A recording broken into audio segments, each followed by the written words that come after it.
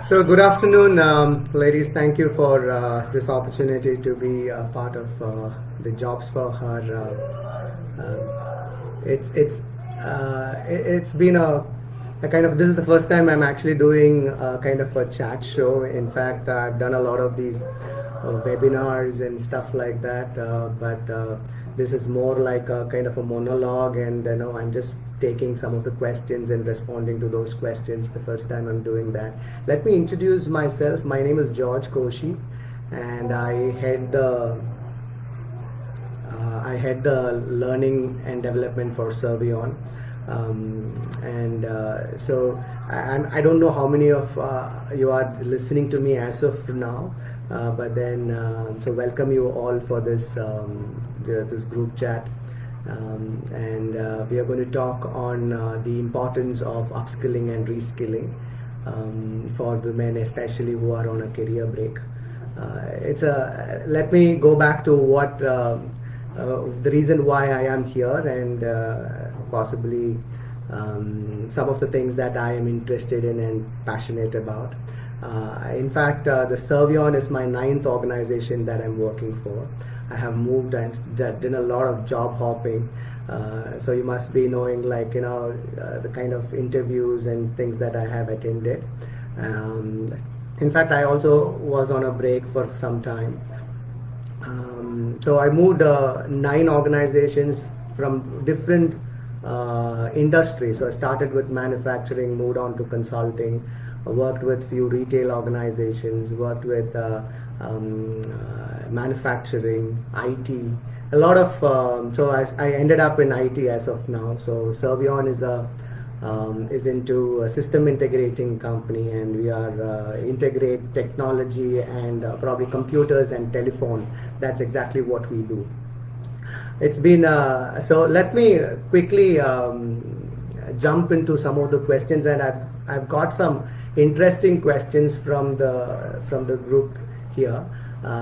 So some of those questions, I'm not going to go question by question. It would be better that I respond to a few of the questions, because kind of a couple or probably 3 or 4 questions might need just one response. That's how it has been now. So let me Bhakti Alva asks, hi, I am on a career break. I was looking for jobs, then the lockdown happened. It has made me a bit lazy. How do I prepare myself for restarting my career when all of this is done? Well, in fact, it's not just people who are on break have gone lazy, but then I think even people who are on work have gone a little bit lazy. That even statistics says that people who are working from home are not very efficient and effective. But then slowly things are moving. That's one part. And when you are on a career break and you're sitting at home, definitely what we should be doing is we should keep ourselves upskilling, and not just reskilling or upskilling. That's not the key word here. It is more about because we are in this VUCA era, right? When I say VUCA, V stands for volatility, U stands for uncertainty, C stands for complexity, and A stands for ambiguity. We are in that kind of an era now, because everything is so volatile, ambiguous and complex as well. So how do you really work in such a situation, and especially when we have a lockdown like this? We should be understanding, like, what in whatever area that you're working in, the role that you're working in, I think we should look at how do we work virtually. I think that's something which is really catching up these days, like content writing and tutorial creations and stuff like that. If you are an expert in something, is there a way that I can communicate to people virtually and get something done? Those are some of the skills that probably you may have to look out for and really work on. I think that would be a kind of an edge that you might have that others may not. So if you can look out for that, that would be really, really great. Let me go to another question asked by Lavanya Seth. Lavanya Seth asks, hi, as many people have lost their jobs, competition for jobs has increased. how upskilling and reskilling could help to tackle this situation. It's an amazing question, because there's a lot of anxiety in every one of us, the people who are in the job and people who have lost their jobs as well. There's a lot of anxiety, and the question is how upskilling and reskilling could help. Upskilling and reskilling only can help along with the other things that you do, in a very dedicated way. Like, just killing yourself may not help also, right? Possibly the first step is like, one, you have joined the JobsForHer group. Like, that's a very good forum to actually be in. So apart from upskilling and reskilling, when I say upskilling is when you want to advance your whatever you are, if you are in technology and there are various versions of softwares and you keep learning every version, even the latest version, that is upskilling. Reskilling is if you want to move away from to move away from the role that you are in. Possibly you are in technology, you want to take up something else, possibly some other technology, or it could be totally a different role like HR, or go become a teacher, things like that. If you want to do that, then you are reskilling yourself. Apart from doing upskilling and reskilling, I think you need to have networking as a skill. So it's a good start. You're on JobsForHer, and also you can be a part of various forums that are available right now. I think you should be a part of some of those forums and get to know people, and that's the best way to really reach out to more and more people so that you can find the job that you really want to be in.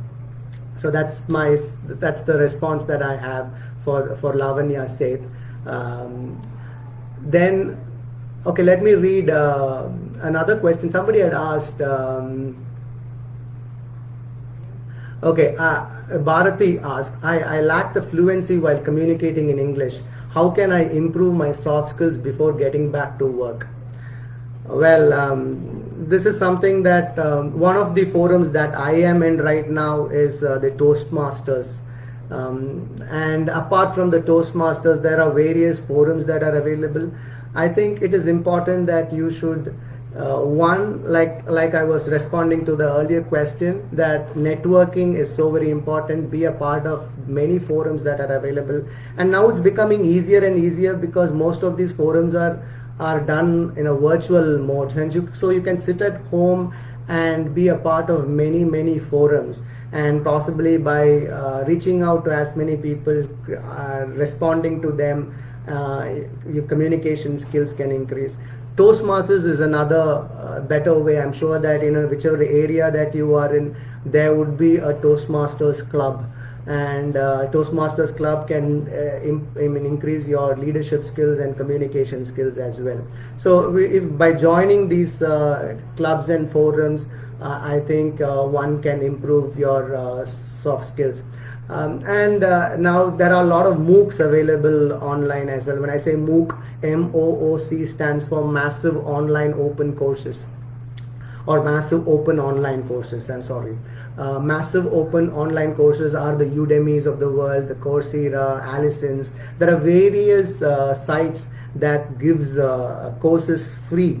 Probably you can pay and get it also, but then there are so many MOOC sites that are available, and they give a lot of good content, especially when it comes to softer skills. If you want to improve your presentation skills, assertive communication, or even your emotional intelligence, all these things are available in those MOOC sites. So I would recommend you to go and check some of those MOOC sites and learn. The individual of learning should lie with the learner, and I think that's one of the most important thing. People cannot push you to learn. I think it should be like coming from your main interest.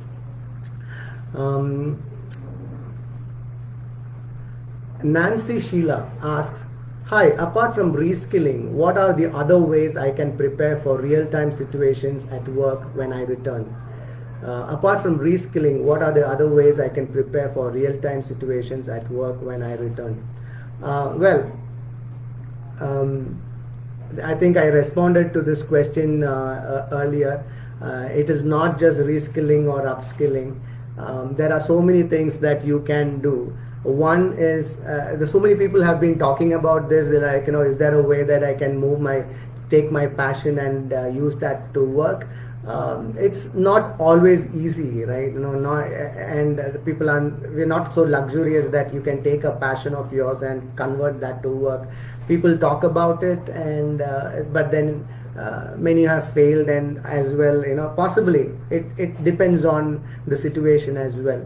I think what matters here is looking for more and more opportunities is what we should be doing. And like I said, as many, reaching out to so many people, your touch points should increase. When I say touch points, right now, if I say my touch point is only people at work, the people who report to me, my boss, people at home, my wife, kids, those are my touch points, right? And so it is more important that to have to reach out to more people, and your touch points should increase, and that's you have to do some way or the other. Apart from reskilling, I think that's one of the things that you may have to do.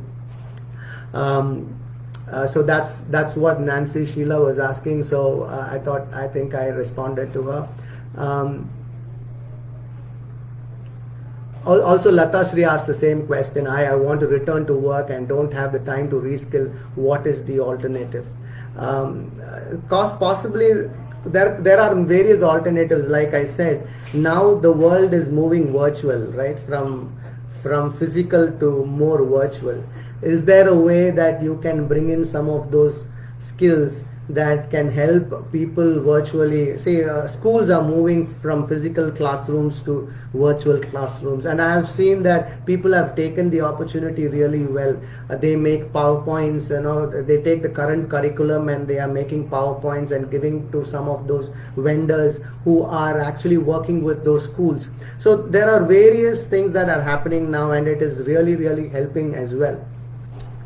So probably you can look out for something like that, wherein you can wherein you can move from the physical world to the virtual world. What are some of those tasks and skills that people are looking out for, especially in the virtual world, is something that you can think of, right? In whatever role that you play. Diksha Avasti asks, hi, I am in HR and want to know how I can upskill before restarting my career. Especially for HR, I mean, there are various certifications just like for technology, but then for me, I always believe in something like, especially in HR, I've been talking about networking and reaching out to more people. I think this is for sure for HR. That's the only way that you may have to work with. There are so many HR groups that are available, HR fraternity, like NHRD. There are so many groups, forums that are available. I think it is important that you have to be a part of those HR groups or HR fraternity, and get to meet more like-minded people, especially HR people, and that would pave the way to understand and also learn from them. One is that best practices that has been their best practices from across the organization, those things that you will come to know, and also you will get to know opportunities because of getting to know people from the HR. So that's the best thing that you can do. And also we understand that in HR, one of the most sought after skill is analytics in HR. In large organizations, they are looking out for HR analytics, wherein you can work with data and come up with informed decisions. And so that's another way that you can think of. Analytics in HR is another role that you can think of as well.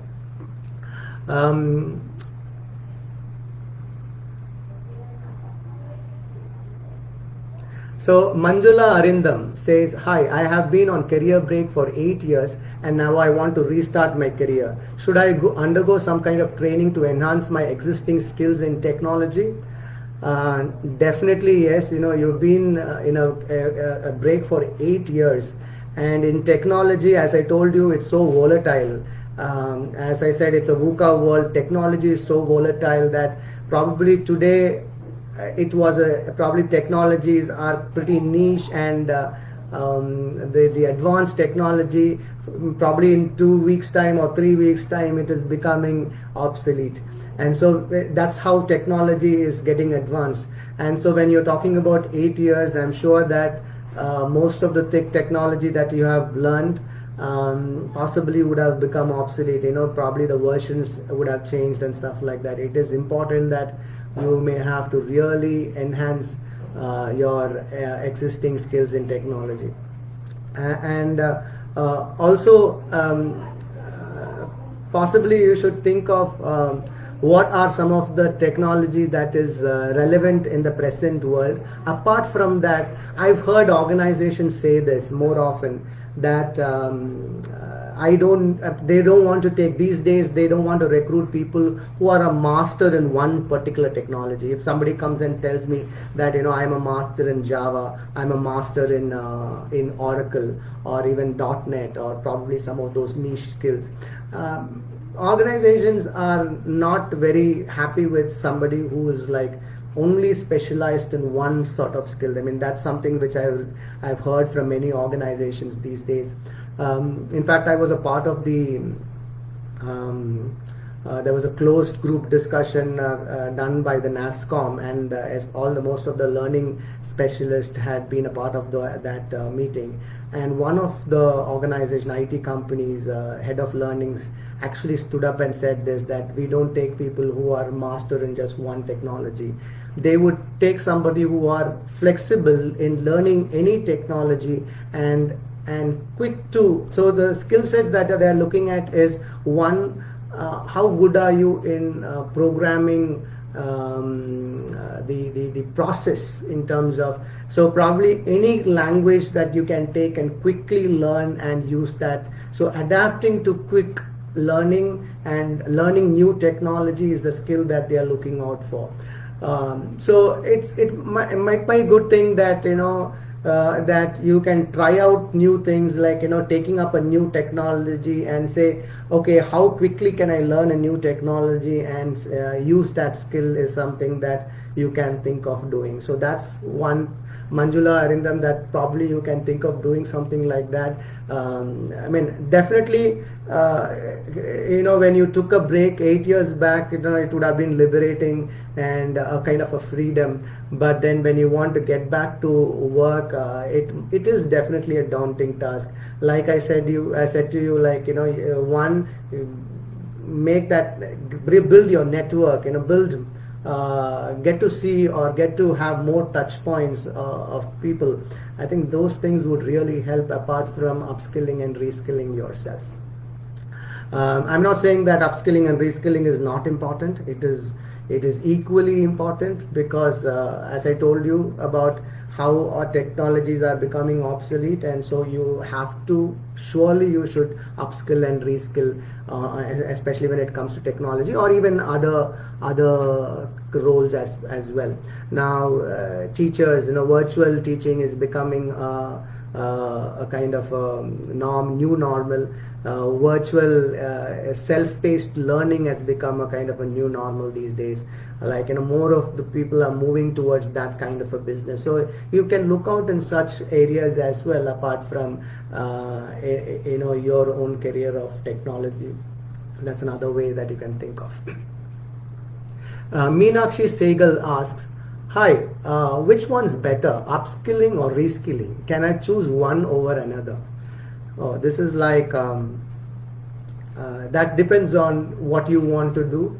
If you want to really stick on to whatever you've been doing all this while and you're so passionate about it, definitely I think you should go upskilling yourself.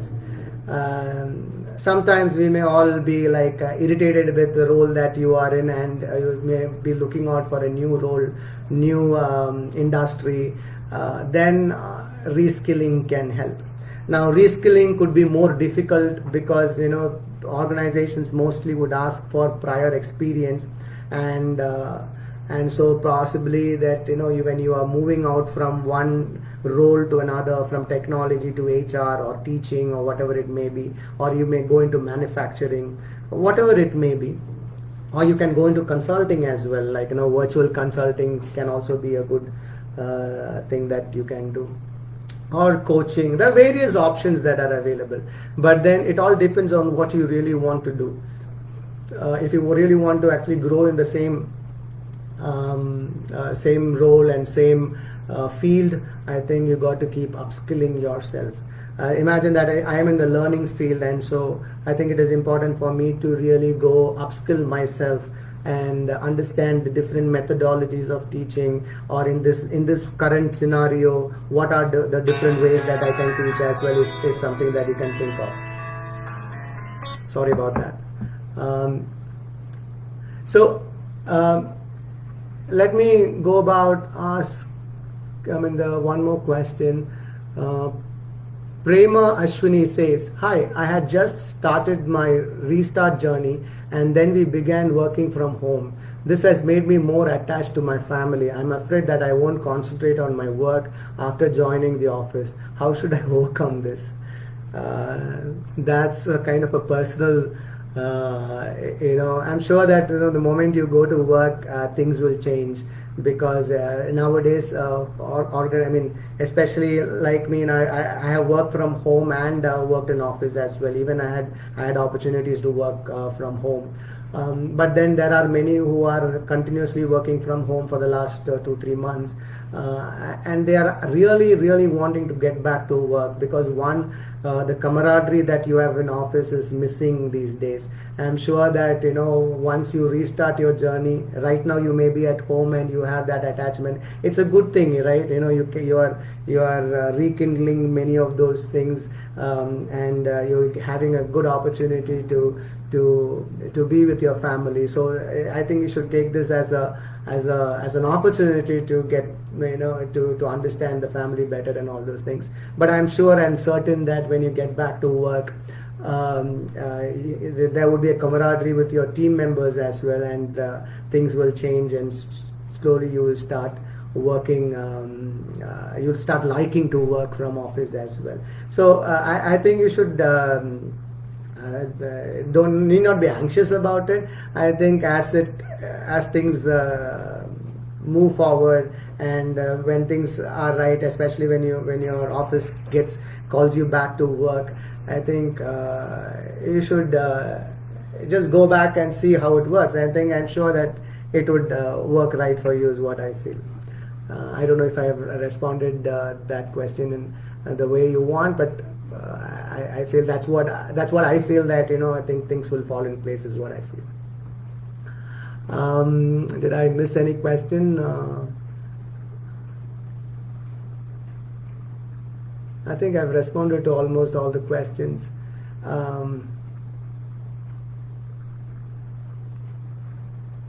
Any more questions that I have? Probably.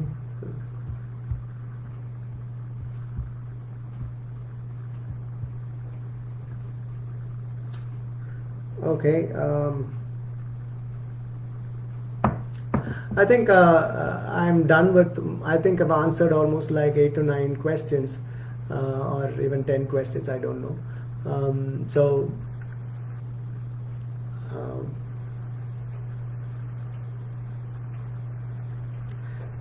So thank you for this opportunity, and I think it was pretty useful for you as well. So let me, apart from the questions, if you really want to talk about upskilling and reskilling, see, in the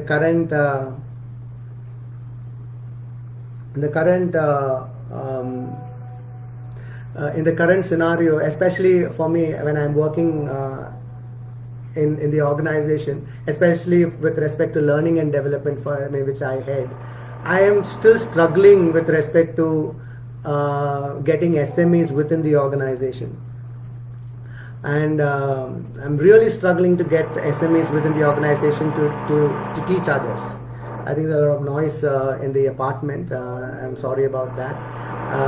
And so it may be a good thing to really work on some of those skills that you can teach others, that's the best way to really learn and continue learning as well. So on that note, so keep learning, keep sharing your knowledge, enjoy the work that you've been doing, keep learning as much as possible. During this lockdown, I think it is important that you can take up something like musical instruments, a lot of things that actually can keep you engaged. So I think it is more important to keep yourself engaged, and I think everything would fall in place. And so thank you so much for the opportunity, and I really enjoyed doing this. Thank you very much.